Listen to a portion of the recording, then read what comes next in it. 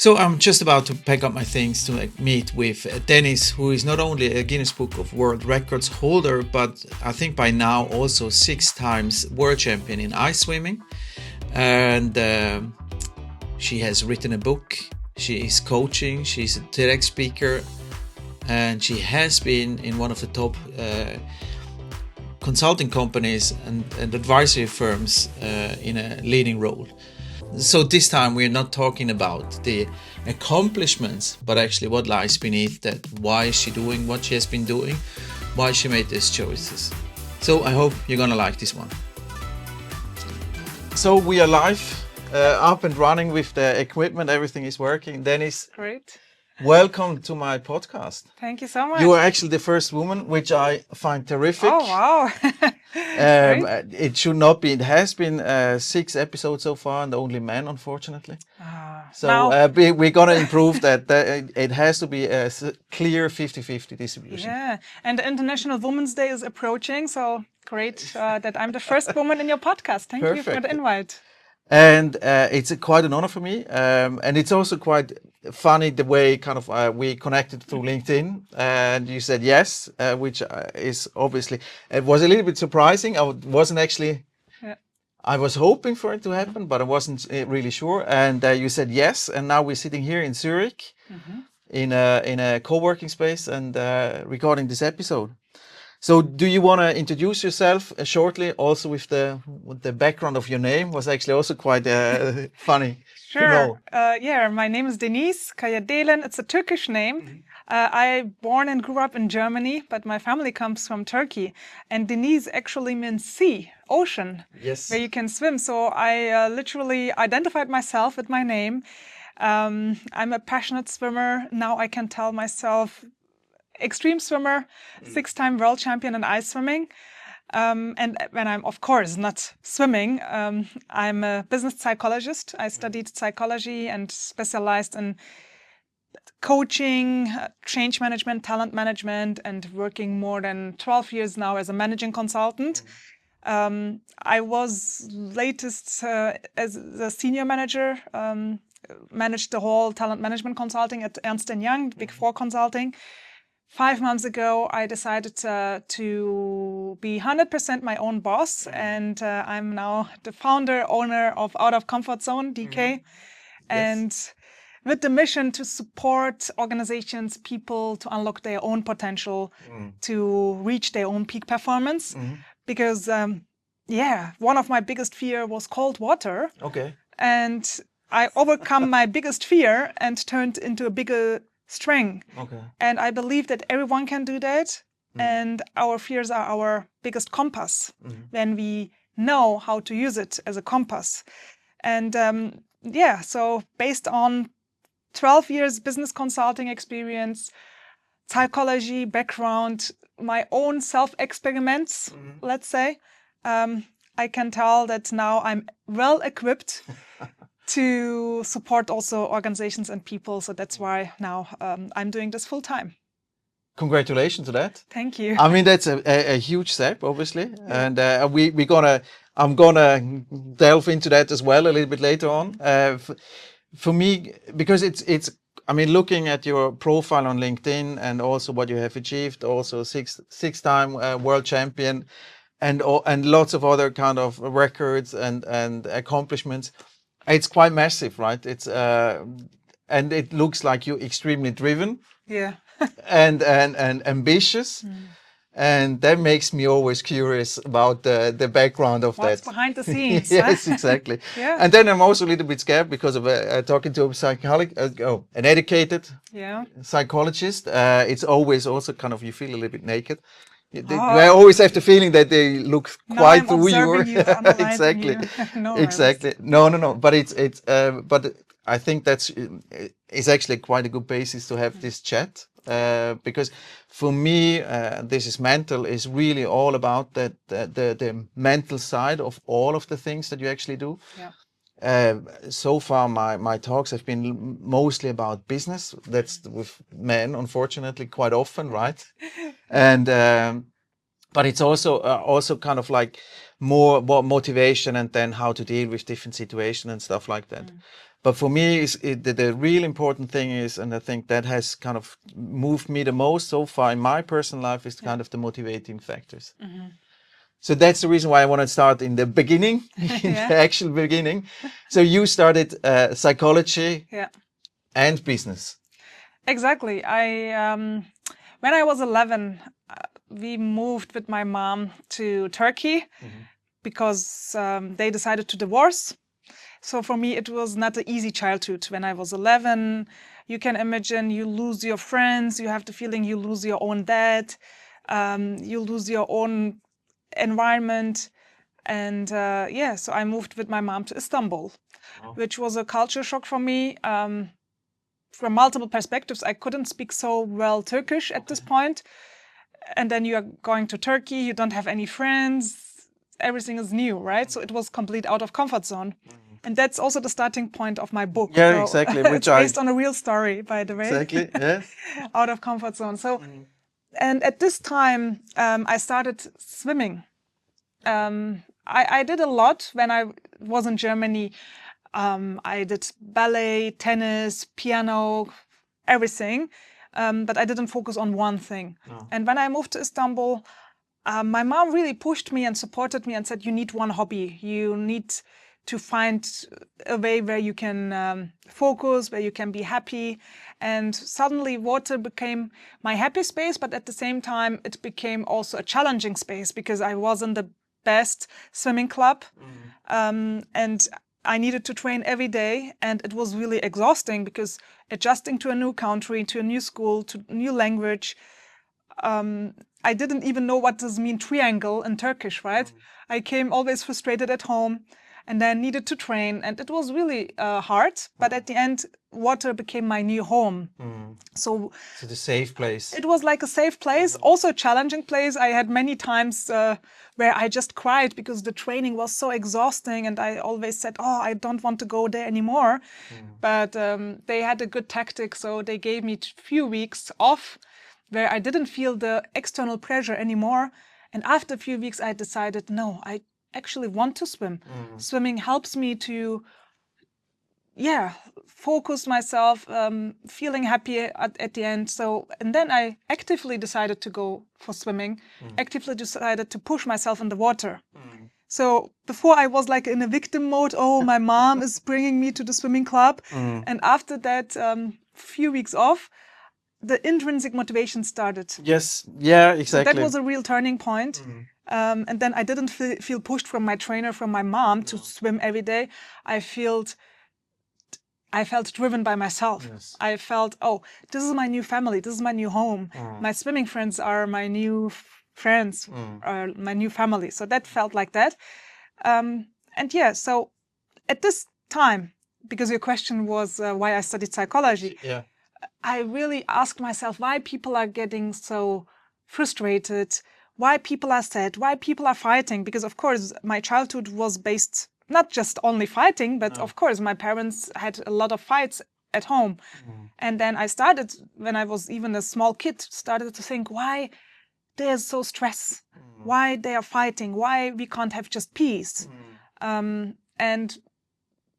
mom had also a difficult time in Istanbul as a single mom, and she always read books about psychology. Okay. So when I was 12, 13, 14, you can imagine the whole house was psychology books, and I started to read also psychological books. And then decided, okay, I want to study psychology and master this and better analyze, heal myself, and better analyze and maybe heal other people. So that was my the driving factor. Why I studied basically psychology. And then the business part, where did that come from? Yes, so, and then I had a chance to do a lot of internships because I'm a curious person. I always want to check, okay, what's possible? And I always thought I want to be a clinical psychologist, but then I did a lot of internships in a clinic, even in I worked with schizophrenia people, with drug-addicted people. And then I felt like it's a heavy energy. Yes. It's a really heavy energy. And every time when I went home in the evening, I felt so drained. So I didn't feel good at this time. No. And then I did also an internship in forensic medicine, where we analyzed murders and checked, are they really psychological ill or healthy? Should they go to prison or to a psychiatrist? Yeah, exactly.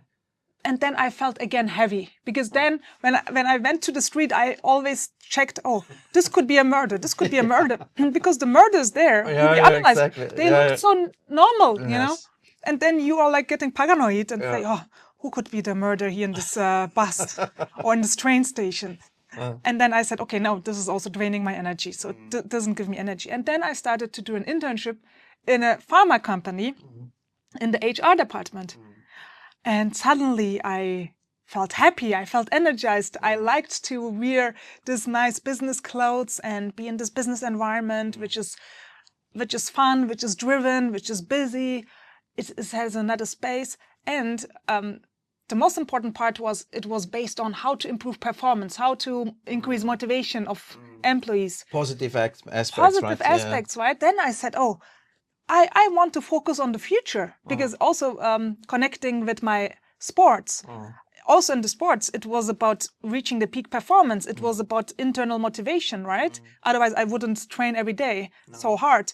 So then suddenly all the dots came together and I said, oh, wow, I want to be a business coach, transformative coach. I want to train people for their peak performance, for increasing their motivation.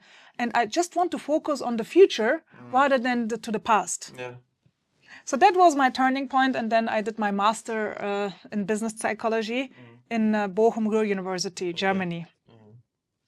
But it sounds like that you have been driven quite early on. Was that is that coming from your mother's side, your father's side, that this kind of being ambitious? I think it's a combination. My father always said to me, Denise, you will be like my mom, because his mom was or is the first Turkish woman who studied in Paris and who was a female lawyer at this time. So my father was always proud of his mom and always said, oh, you have the genes of my mom and you have the genes of my dad, because his dad was the first engineer who managed the train stations and all the train roads, railways. Okay. So he was also a really successful engineer. And then he also always said, you have the genes from them, and he wanted to push me.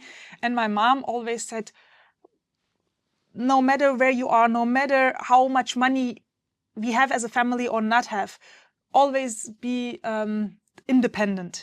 So she came from the Turkish culture, but she really grew up me with like more the German culture and individualistic culture. She always said, go your way, do everything what you can. So she gave me a lot of empowerment and energy. Yes. Yeah. But that's actually pretty cool. So the kind of empowerment also from the female side, right? Kind of and role model, actually, it sounds like it also. Yeah. Yeah. So tell you the truth, my mom was not the role model in the sense of that she has her own business or she worked. No, but how she taught and how she wanted to transform me was really a role modeling action. Of course, she always supported me to stepping out of my comfort zone. When I came frustrated at home, she always empowered me. And she always said, Denise, even if you feel pain, use it as a motivation. Because at the beginning, when I started at school, I couldn't speak so great Turkish. And people also laughed at me. So I felt a little bit mobbed. It was a hard time, right? So you don't have friends from the childhood. You feel a little bit lonely. And then people are getting doing fun about your pronunciation. And she always said, Denise, use this and show your own power. And then I thought, okay, how I can use it? I want to be the best in my class. Even if I can't speak real Turkish, then I said, okay, I will use it as an energy. Because frustration is also an energy. It's a negative energy, right? Yes. But we have the power to turn this negative energy into positive energy. So either you get stressed, frustrated, and have the stress and get ill, or take some drugs, or do some sports to reduce the stress level. Yeah, exactly. Or, so this is our choice, how we react. And I learned to react, okay, how I can reduce my stress. So swimming helps me a lot. But then also saying, okay, maybe I can't speak so well Turkish, but I will be the first number one and I will answer like that, you know? So at the end, yes, I became the number one at school. So these are like maybe the intrinsic and external motivators what pushed me. But it's quite funny. I've interviewed Raphael Tobler. He has created a startup early on when he was young. Yeah. And actually, he started as a chef. And then kind of started his own startup, and then started because he saw kind of that there is now a framework around it. He started an entrepreneurs club. Then he thought, okay, I need some more kind of add-ons, and he created that by himself. And one of the things he said in the podcast was that one of the driving factors, or kind of one of the key things was that kind of triggered him that you can't do that. Or you know, or that he kind of felt that someone was not really kind of believing in him, or that he kind of really kind of turned this around. If someone says he can't do that, then he was even okay. I'm gonna prove you that I can. Exactly, and that was in many cases also in my life like that. When I started with swimming, I even couldn't do butterfly, but it was always my dream to swim butterfly in the Turkish championships and getting to the finals. And then again, my swim colleague said, "Oh, you can't even do butterfly properly, first learn the technique," right? And then I said, I will show them. I will do the finals in butterfly. And now I'm even a record holder in 200 butterflies, you know? So yes, so we can turn it. So if someone says, you can't do it, it's too difficult, for me, it's like, oh, now I will do it. Yeah, exactly. Challenge accepted. Challenge accepted. Yeah, I probably, but I have difficulties actually to kind of transform this, but I have also kind of the competition has never been my kind of driving force. I don't like it at all. Yeah. So I have never been able to kind of utilize that and kind of I want to beat you, I want to be better or faster or anything like that. That has never been a driving factor, which I think actually is quite difficult to deal with. Because then where does your kind of motivation come from, and how do you motivate yourself or kind of to accomplish anything? Yeah. Which is not that easy, I think, or kind of my own objective kind of analysis of myself, because that kind of makes you, okay, how, you know, where is you, you know, are you lazy or what? You know, that's always kind of in your backhand. But you know what? Yes, I'm a competitive person. But my main competition is with myself, right? So you need to maybe change the thinking way, because when you are focusing on yourself, then automatically you reach your peak performance. Because when you focus on other people, when you compare yourself with others, it's frustrating because there will be always better, faster people, richer people in the world, right? So what I try to do is, okay, how can I be a better version of myself day by day? I couldn't swim butterfly. I said, I want to swim butterfly. I want to learn this technique. I started to always get feedback from my trainer. People just swam 100 meters of butterfly. I started to swim 200, 400. At the end of the training, you could swim like cool down swims, you know, 400, 600. Everyone could choose, and everyone choose like freestyle or whatever. And I started to swim butterfly because I just wanted to improve my own butterfly. I didn't care about others. I started to be again and again a better version of myself. And the same with ice swimming. At the beginning, I didn't think about competition at all. I just wanted to stay a little bit longer than yesterday, a little bit longer, a little bit colder than yesterday, to beat my own fear. So suddenly I was competing with my own fear, with my own limiting beliefs.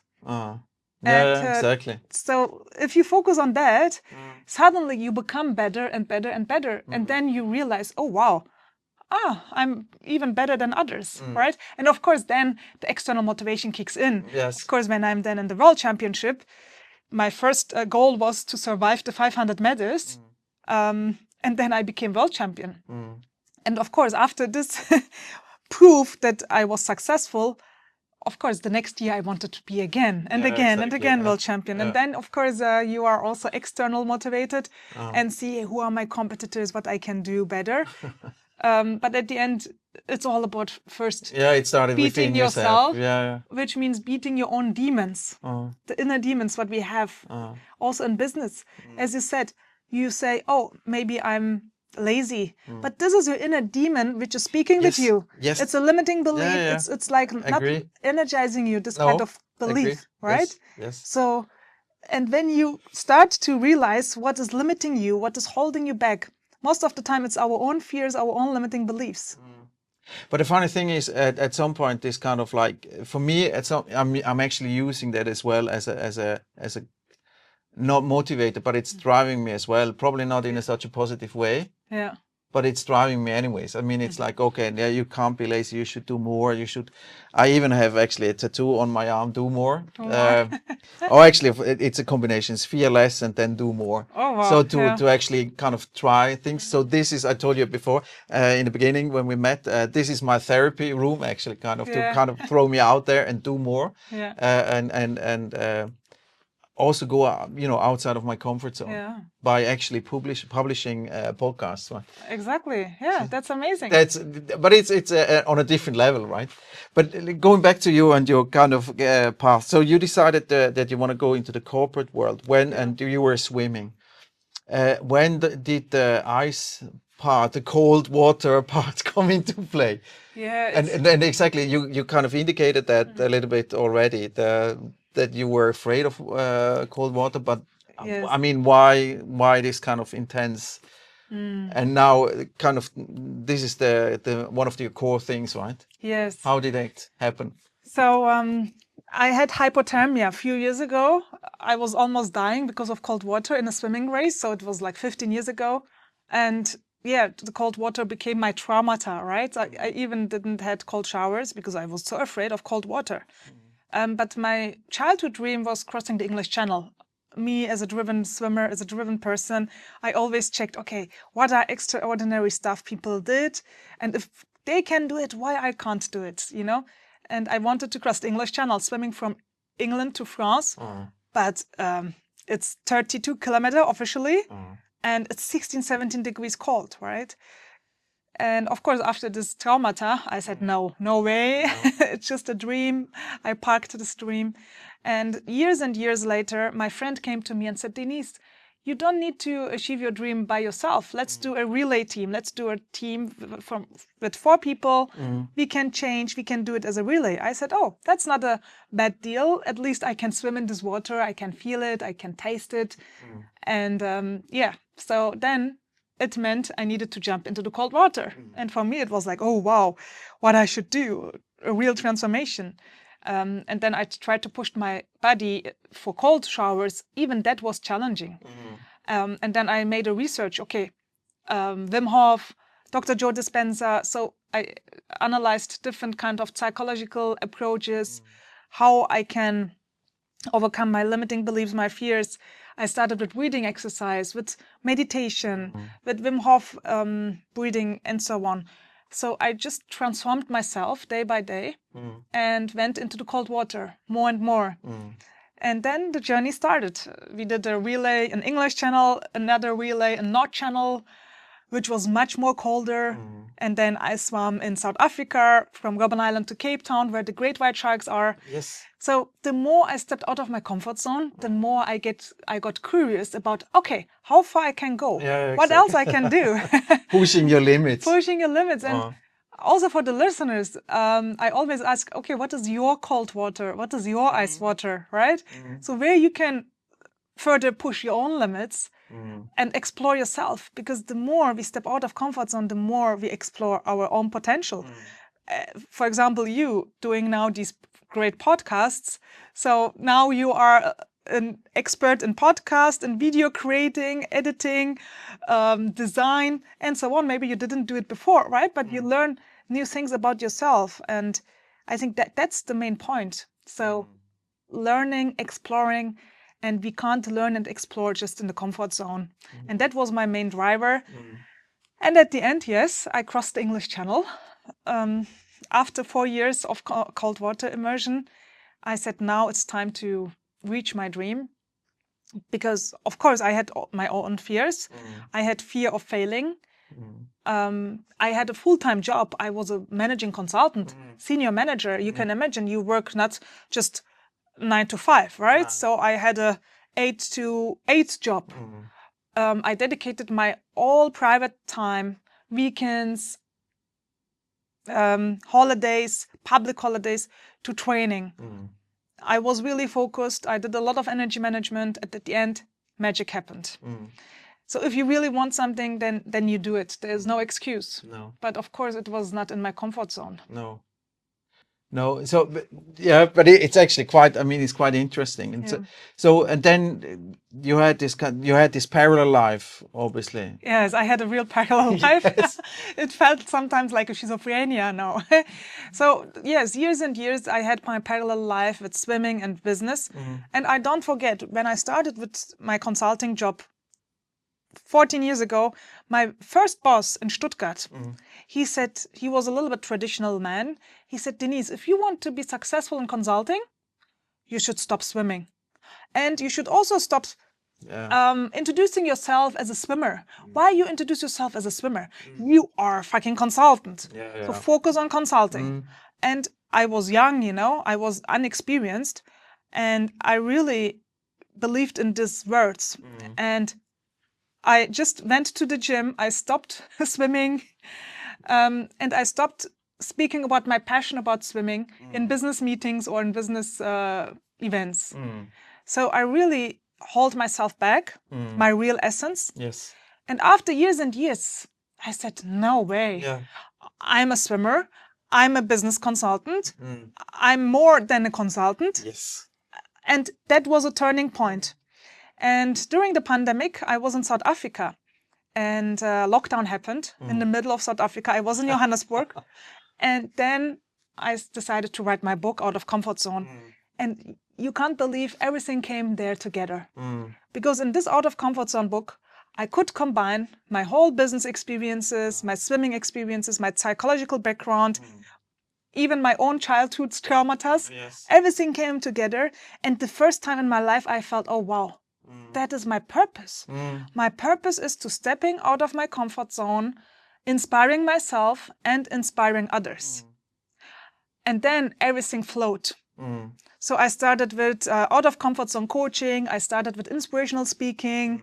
And at Ernst & Young at this time, they appreciated my coaching skills in this area. They appreciated my speaking skills in this area, my storytelling. They used that also in their events. I was a speaker in their workshops, in their events, in their business development events. So suddenly I was completely myself and I could live my true self in every environment. And it didn't felt like parallel worlds. No, it kind of so merged. That was really great. That was a turning point. But it took years and years, right? So sometimes you need to evolve where you can see the big picture and stay true to yourself and say, that's me. Yes, I totally agree with that, and I haven't reached the flow state myself, unfortunately. Not yet. Yeah, exactly. Always say not yet. Not yet. No, exactly. But it's one of the things that kind of one of the kind of moments that I had a burnout, and then later I found out that I had ADHS or ADHD in English. Yeah. And so also some childhood things going on, and that kind of like made everything super complex, but it's also kind of made some things extremely clear for me in terms of what I should do, where I should give. I haven't fully kind of embraced it just yet, but I mean, I'm getting better every day. But it's kind of that factor of I'm not only one thing. Yeah. Was for me as well something I understood that I need different aspects in my life, and not just kind of one single job. Yeah. That for me was also quite aha effect, kind of epiphany is a little bit too kind of dramatic, but it was quite clear, and that made a huge difference as well, because then you allow yourself to grow more, right? And exactly. You're not being dominated by a corporate role of and the boss kind of screaming at you in worst case. Exactly. You are more than your corporate role, right? You are more than just one role. We have multiple roles, like also in the business, like a father role, like a husband role, like an athlete role, like a manager role, like a son role. Maybe you are the son of your parents, right? Different roles. And I think we should embrace all these roles and not just playing one role in one environment, because then you are not in your fully authentic self. No, Why exactly. you should hide. And this is also what many companies try now to do with diversity management and diversity and inclusion. But many companies are not there yet, right? No. So they still want a businesswoman, and the businesswoman has still fears to bring maybe the child there, or still have fears to say, oh, I need to go earlier to the kindergarten. Or an athlete has still fears to say, oh, but actually I have a training time this time. Can we do it the meeting 1 hour later or 1 hour earlier, right? But if you can integrate everything together, then you are in your peak performance. Because peak performance doesn't mean just working mentally, pushing yourself and getting then burnout. No. The peak performance is based on 4 main stages. So first, it's the mental health, the physical health, the soul, the emotional health, and I think the spirit, which is in the business language, having a purpose. So if you don't have a purpose, if you don't have a balanced physical life where you can do your sport, your meditation, taking care of your body, if you don't have a good sleep, if you always overwork yourself, if you're always in a stress mode in your brain, if you can't focus enough, if you're emotionally always under pressure, so how you can expect from those people to reach the peak performance and be motivated? And of course, what you said, then burnout happens, and many people have the same issues. Yes. And they are so afraid to even tell that they had burnout. Yeah, I know. So even that is out of comfort zone. Yeah, and it's actually one of the reasons I'm doing this as well. And it's not, and I have actually one of my first podcasts I recorded. I haven't published it. Was with was actually it's kind of a little bit more deeper, but also much heavier, because it's a father who has a daughter with autism. Yeah, hard. Which has been diagnosed late. And she has now, because of that late diagnosis, severe mental issues, severe depression, eating disorders, and self-harming tendencies and stuff like that, which is devastating actually. But so for me, this kind of platform is actually, to talk about the different aspects and how you deal with it. Yeah. And it's also, for me, one of the things is that I really appreciate the book, and my problem with, especially with self-improving books, is because of my kind of mind, I have so difficulties to keep it, to keep that focus, to keep that. I can do it for probably 2, 3, let's put more, 4, 5 weeks maybe. Yeah.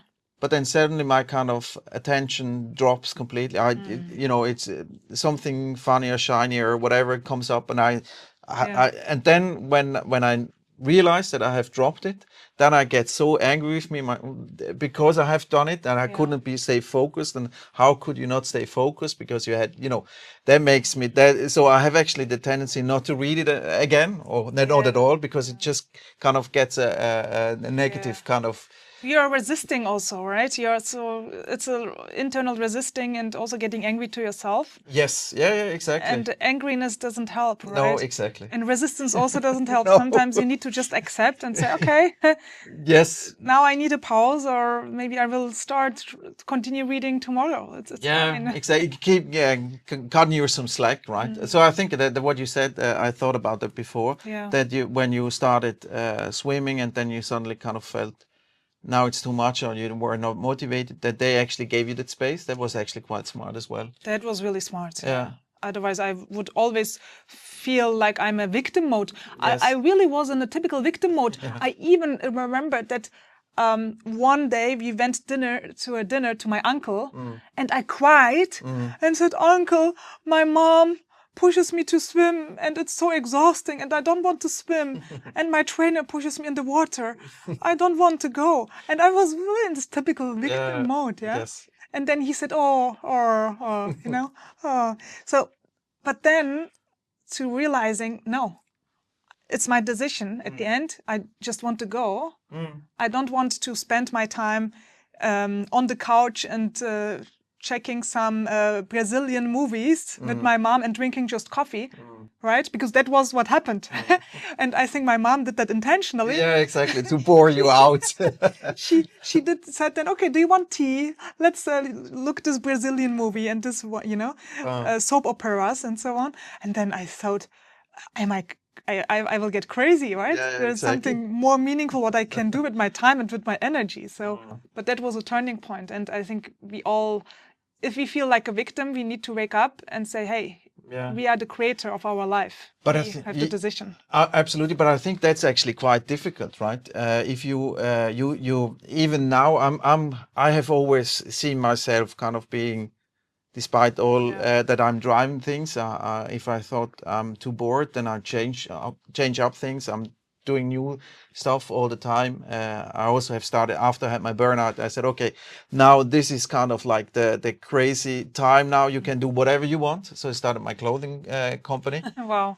So I'm kind of really, I'm embracing that. Yeah. But we have a lot of friends who are, working in the big banks, and they are so caught in that. Yeah. Which is actually leading me to the next question to you, because it's so difficult to actually, if you have been working in a Big Four company, you have a nice salary, you have a nice lifestyle around it. So was it difficult to actually cut or make the cut and just kind of jump into that? Yes, it was difficult, and it was also easy. So 2 answers. I started to create my own company 4 years ago when I published my book. It all started with a blog post. I had my outofOurComfortZone.com website. I started with the blog post, and then I published the book. Then I started with speaking, and Ernst & Young was a great employer. So they approved me to do this as a side business because they didn't see also any competition, because I was more in my athlete role and explained more my athlete stories. So that was a great start on the side, what I could do like as a hobby. But the hobby became step by step then like a business, because then I started to do public speaking. At the beginning, it was free. At the end, it wasn't free, right? And of course, then I had the thoughts, okay, where I want to go. And I was also, tell you the truth, in this hamster wheel. I started as a consultant. Then you get senior consultant, manager, senior manager. And of course, my biggest dream was, of course, being a partner, right? Exactly. Your ambition kicked in. I'm an ambitious person, of course. I'm a partner. But then at some point, after all these extreme experiences, it was so life-changing for me, crossing the English Channel, especially last year, being then in the highest altitude in Nepal, 18 days, no internet, nothing, sleeping on a tent, sleeping on the rocks. And suddenly I was middle in the nature and asked myself, what is my real purpose? Where I see myself in the upcoming years? Do I see myself as a partner, having my nice fancy office, but always working hard? Or what I can give to the world? What is the best version of myself? And what is the most enjoyable version of myself? And I sit there in Nepal on the mountains and said, there's a reason why I'm here now. I'm breaking the world record. So there's a reason why I have these opportunities. That means I need to share those stories with people. I need to support people more and more, also to overcome their fears. Even if they don't have 100% confidence, we should have 100% courage, because then magic happens. And suddenly I got so inspired from all these extreme experiences what I had. And then I came back to the normal, let's say, consulting life. I felt I can't share those experiences. I can't be the best version of myself, because this is what I want to do. I'm burning to share those experiences, to support other people, because I know how it is to feel the pain, to feel the fear, but to overcome it. And then when you overcome it, you can create so much than you think. And that feeling became more and more powerful. And the fear of not having safety anymore, the fear of not have a monthly nice based salary anymore, synced. So suddenly the need to realize my purpose, ikigai, the Japanese approach, ikigai, became higher, and the need of security became less. And then that was the moment where I said, okay, so I speak every day about out of comfort zone. And now maybe it's time to prove also to myself, not just going out of comfort zone in the water, but also in the business world. And the same logic, how I crossed the English Channel, how I went to the ice water. If you never try, you never know. No. Yeah, exactly. Yeah. You know? Yes. And you don't lose anything. No. So, because now I've won a lot. I learned a lot. I have now the entrepreneurial spirit. I'm my own boss. And with all these experiences, if I would like to go back, I can easily go back. Yes. You know, but we need to have the courage to just go one step further, even if it feels cold, even if it feels icy. And for me, it felt like I was in a big ship of Ernst & Young. I loved the brand. I was so identified with this brand. I still love it and still working with them as a freelance coach and trainer. And then I felt I'm like in a ship and I'm jumping into the icy ocean and first not knowing where I will go. Yeah, right? Exactly. Yeah. But in the unknown, there are unlimited possibilities. Yeah, I think, but it's exactly. I mean, I think one of the my wife and I talked about this kind of yesterday evening when I said when I talked about the upcoming podcast recording, and I was really really curious what kind of drove you there, and it's sometimes it has to have some kind of scary experience, right? Death of someone close, or that you have come close to death, which is transforming you, unfortunately. That is actually needed, that you kind of move and start moving, and not before. So but that explains a lot. Nepal was quite, and I heard that before, that was kind of a little bit the spiritual kind of experience almost. Yes, and when you speak about that, yes. So when I moved to Switzerland 4 years ago, my father died during the pandemic crisis. Okay. So that was the moment where, the phase where I decided to move to Switzerland. It was really in a difficult phase. Yes. Because I got this great job offer from EY, and my father was almost dying in the hospital. And I needed to think, okay, what I will do with my life. So will I stay in Frankfurt, Germany, or if my father is dying and he was dying, then shall I stay in Frankfurt, or maybe it's better to start a new life in Switzerland. And that was my turning point. Then I moved to Switzerland after he died. That was the starting point. There was a starting point. So that was a transformative experience. Of course, it was a painful moment. Yes. But what I did in this painful moment, I started with cold water. With ice water. So that was the moment where I found an apartment on the lakeside in Männendorf and said, okay, how I can deal with this pain? It's so painful.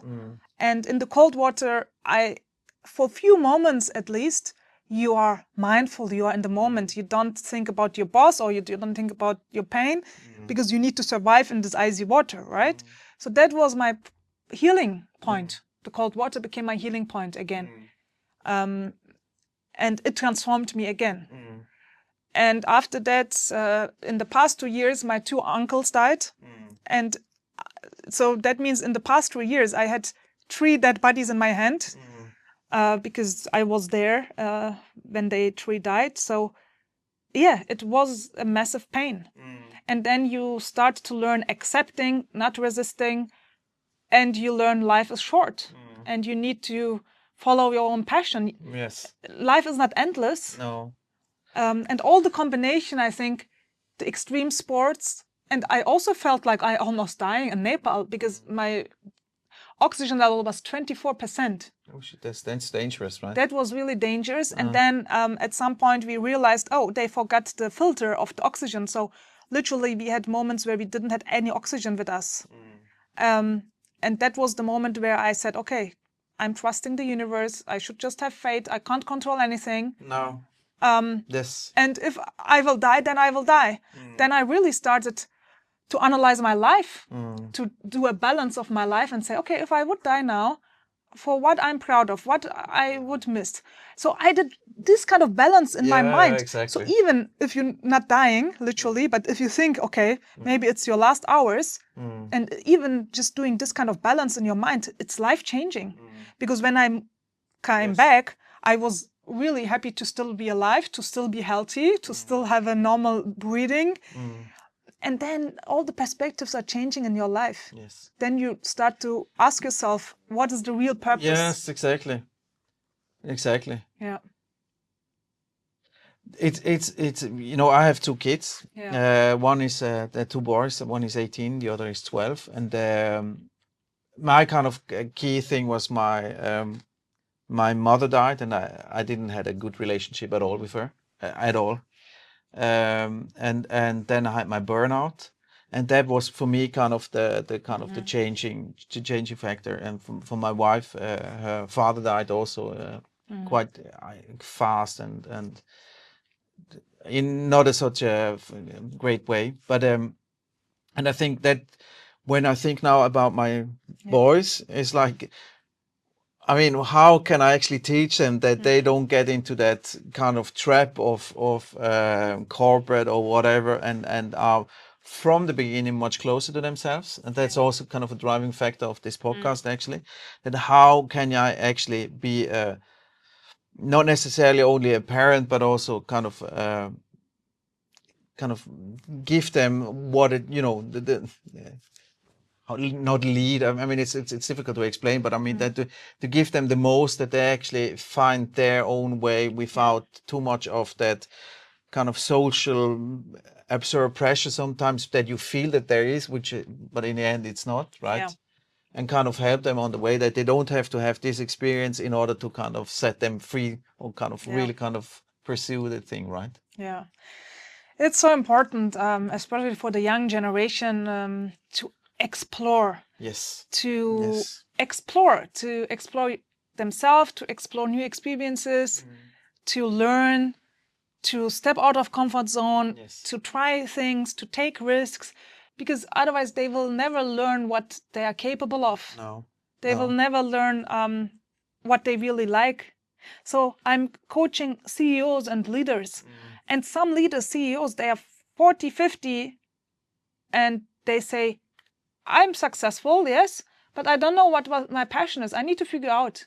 Yeah. You know? Yeah. So they shouldn't wait till 40, 50. No. They should just explore and go for their dreams. And even if they fail, it's a learning opportunity. So I think everyone should try, learn, and continue. Yes.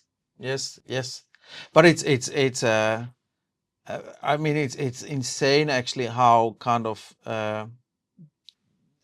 how many how little are actually doing this, and how many that are still kind of in that hamster wheel. And the parents are also in their comfort zone and in their fear zone. Yes. Right? The main reason why you don't step out of comfort zone is your fear zone, because you have limiting beliefs, you have your own fears, and of course then you have the fears for your child. So when I said to my mom, I will cross the English Channel, she said, are you getting crazy? You will die. You are successful in the pool. Why you do it?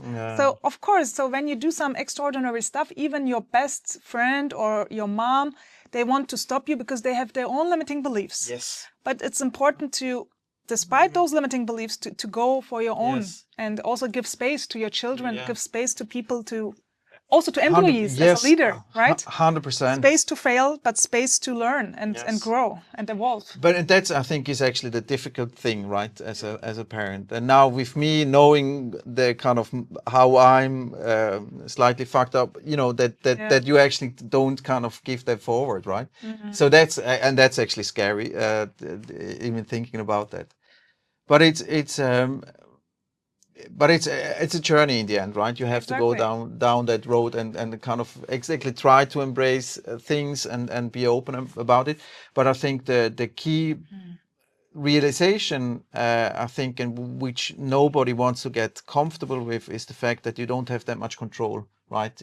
In the end. Exactly. You don't have, you can control, you try to control, but at the end, my spiritual side would say, what is meant to be is happening, right? You can't stop. You can't.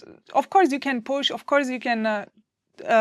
You need to be open for opportunities. You need to be flexible. You need to see. You need to be aware. That's important.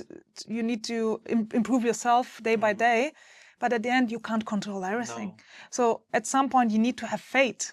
When I swam from Robben Island to Cape Town or in Catalina Channel, there are great white sharks. Right? Yeah, exactly. So if I would just try to control everything, I wouldn't even jump to the water. I just would stay outside and say, okay, no risk, no. But I went into this water with faith. And this kind of faith gave me the power to swim hours and hours in the darkness. Otherwise, I couldn't do it. No. And sometimes, you just need to take risks. But of course, prepare everything to have the less risk situation. Yeah, exactly. But at the end, if we never try, we never know. No. And we can't live always with our fear zone. No, that's exactly. That's really representing my tattoos. Exactly. Fear less, do more. Live more in the joy zone. Yes. Exploring, testing. I like the word experimenting. So if you want to try something, just say, I'm experimenting, because experimenting is like, okay, you can fail, you can succeed, but there's no failing or succeeding, basically. No. Experimenting is experiencing. Yes. And then deciding, okay, was it good? Was it bad? Do you want to continue with this experience or not? Yeah, exactly. I think that there's actually a YouTuber which I really like a lot, Casey Neistat, he made one post about one kind of vlog about the fact that you have to, if you consider yourself a boat and you are afloat, then nothing is happening, right? Then you're just floating. So you have to actually go in one direction to understand, to get moving. And then maybe you see that's not the direction I want to go. But then because you are having speed, then you can actually turn. And that's, for me, it's so kind of like a visual thing, which I really like a lot in that context. So what's now the Robben Island I mean that's for me that's completely insane. I mean normally there you have people in cages, right? With the boats. Now on my script I have this guy the question your relationship to discomfort and fear, right? So describe that. I mean, we touched upon that now, because if you're accepting that you have some things under control and some things not at all. Yeah. So how is that kind of, or how, maybe you can also describe how that actually evolved now through this kind of major things that you did. Yeah. I think as a psychologist, I used myself as a self-experiment. Yes. And experimented how I can be more comfortable in discomfort. Because it's a controlled environment where I step out of my comfort zone. But if I can master this discomfort, then I can master all the other discomfortable situations which are out of my control. So I basically increased my resilience, my mental toughness with that. So I see it as a mental toughness training as well. Okay. So it's not just physical training, physical activity, it's more than that. It's like getting inspiration, challenging yourself, and by doing that, still trying to enjoy. This is my challenge. Slightly masochistic. Yes. But before crossing the English Channel, I still had fear. And then I found a hypnotherapist. The hypnotherapist asked, what do you want to achieve? What is your goal? I said, my goal is to cross the English Channel. It's a challenging experience, but I don't want to cross the English Channel. I don't want to swim 15 hours with fear. I want to swim those 15 hours with joy. I pay a lot of money. I trained a lot. I just want to enjoy. Yes. And then he hypnotized me. Last 1 month, I always listened to those hypnotizers. And at the end, yes, I enjoyed. Yes, I was exhausted. It was a mix of feelings, but it was worth it. I felt massively alive. But the connection now to fear, that after you have done that, how is that? Is it kind of? Of course, I have still fear. Yeah, but you kind of have that. You have pushed that a little bit, right? Yes. So what I think is fear is our compass now. So we don't. Yeah, you said that in the beginning. We right? don't have fear in areas which is not important to us. You know, for example, I don't have a fear to fly to the moon and swim there. If I would have this opportunity, maybe I would. Yeah, probably. But, you know, it's unrealistic. Yeah. So I don't have a fear to fly to the moon, right? I have fear in the areas which is important to me. Also, when you reflect for yourself, maybe you have fear of failing because for you success is important. Maybe you have fear of being alone because for you family is important to maintain your family life. Maybe you have fear of not being respected because for you respect, acceptance is really important, right? So we have fears in the area which is important to us. That means fear is showing us what we desire or what we don't want to lose. So that means it shows you where you still can grow. When you use fear as a compass and say, oh, how I can reduce this fear, then you are immediately going to the learning zone. As an example, I had fear of cold water. In the learning zone, I learned meditation, breathing exercise, mental toughness, activities, tools. I had fear of public speaking. So this is one of the biggest fears of many people, right?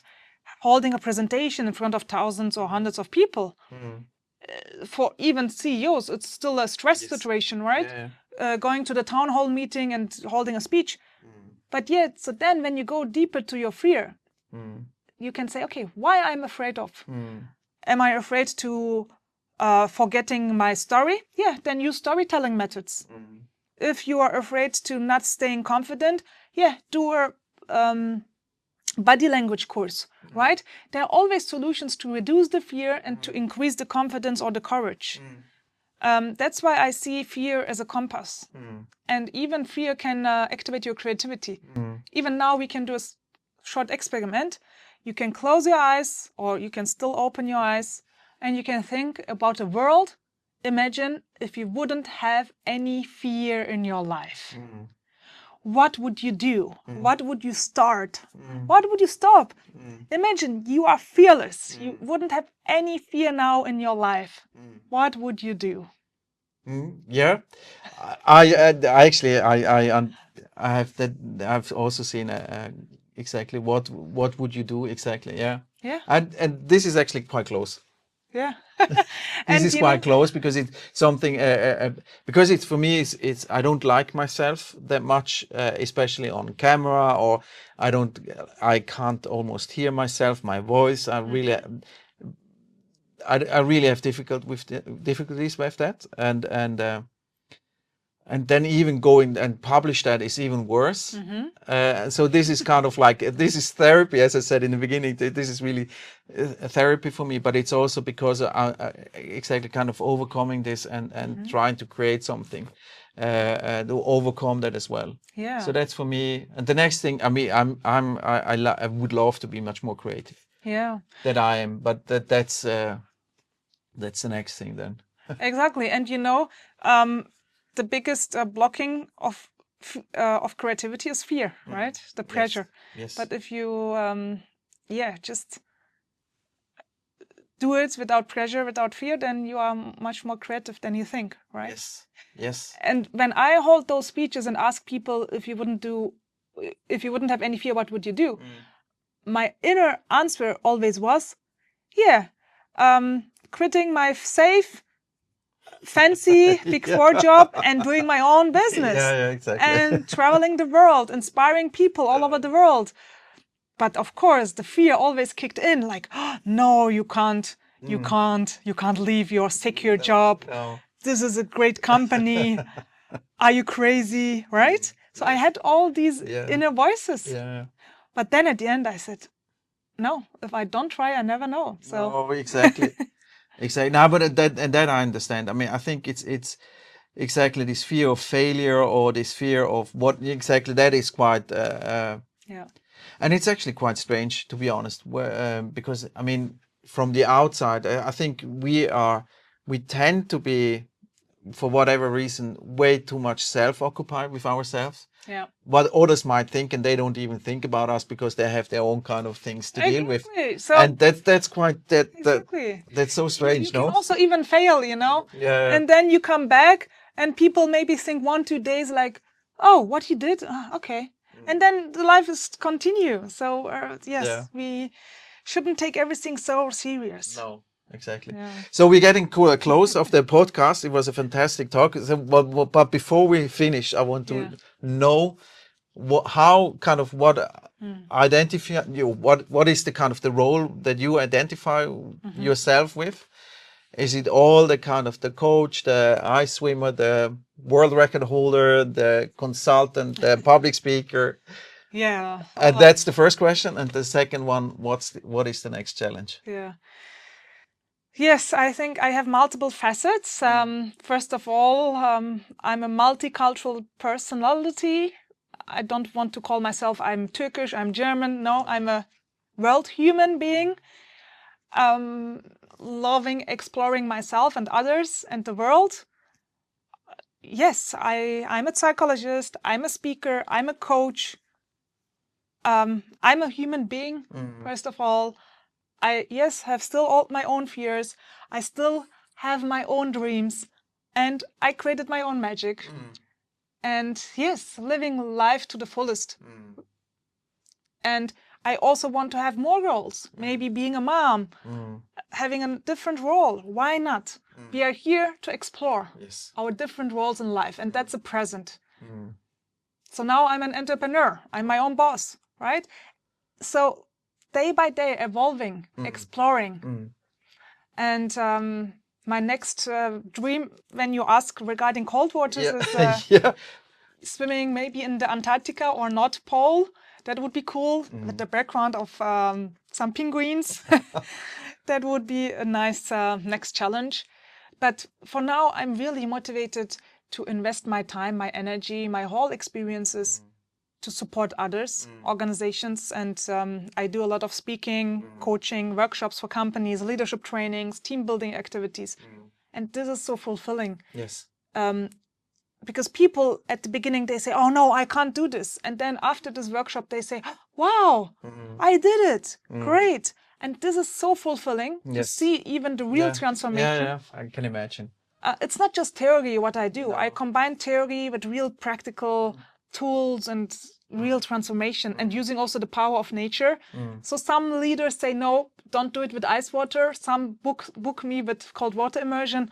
And this is amazing. It's transformative. We all I'm actually glad. I'm glad that we stayed in Zurich. Otherwise, I would have to go into the ice bath as well. Yeah. So this is my motivation focus for now, because yes, at some point the question is how long you would like to be an athlete, and when is the turning point to be a coach? Also in my business life, right? So now I feel I'm transforming to a coach more and more. But of course, I enjoy being an athlete. Even if I'm 60, I would love to join the World Championships or so on. So why not? Why not? Why not? Yeah. Or maybe a coaching week in Antarctica. What? That would also be fantastic. Sky's the limit all the time. Yeah, no, because that's funny because I'm looking into doing some more creative work, and there was also there were a couple of photographers that actually were doing an Antarctica tour. Yeah. And that is quite impressive, amazing, but extremely cold. Yeah, maybe I could join them. They could do some nice pictures. Yeah, they would definitely be able to do that. But Denise, thank you very much. It was a super inspiring and healthy talk as well. Thank you very much for coming. Also, thank you for opening up and for the invite. Really appreciate. Thanks. So what a discussion, what a conversation with Denise. What an impressive path she went through. Obviously, the achievements are super impressive, and what she has gone through, and what the motivation behind that was. That is really, really, really astonishing and surprising, and we only can congratulate her on her path that she went. And what I'm most impressed about, to be honest, is not the swimming in the ice and watching her YouTube channel. She actually has been swimming in the North Cap as well when it was snowing and it was even dark. for me, what was the most impressive part was actually that she really had that moment, the epiphany or whatever you want to call it, where she really realized what she really wanted to do and had the courage actually to follow her heart. And even if that might be a tougher process or path, because I mean, if you're your own entrepreneur, this is a completely different life, and it's also a life of struggle at some point, right? You have to get your mandates in, you need to earn money. So from a safe job from EY, which he had probably a lot of appreciation from her employer, and to move into really kind of fully embracing her coaching and teaching path is super impressive. So for me, my biggest takeout is really, and we talked about that during the conversation, was really what I have actually tattooed on my arms as well, that you really should fear less and try to do more, or at least if you fear something, that you utilize that as a guidance, what is important to you, instead of kind of trying to avoid it and hide behind it, even that you actually face it, embrace it, and create something out of it. And that was something really beautiful in the context what she actually achieved and what she gained through that. So fantastic conversation. I loved it. I really liked it. Check out her profile. I will put it in the description. And she's available for coaching. She's doing workshops. If you always have wanted to try ice swimming or cold plunging, I think she's exactly the right one to do this with. So see you in the next one.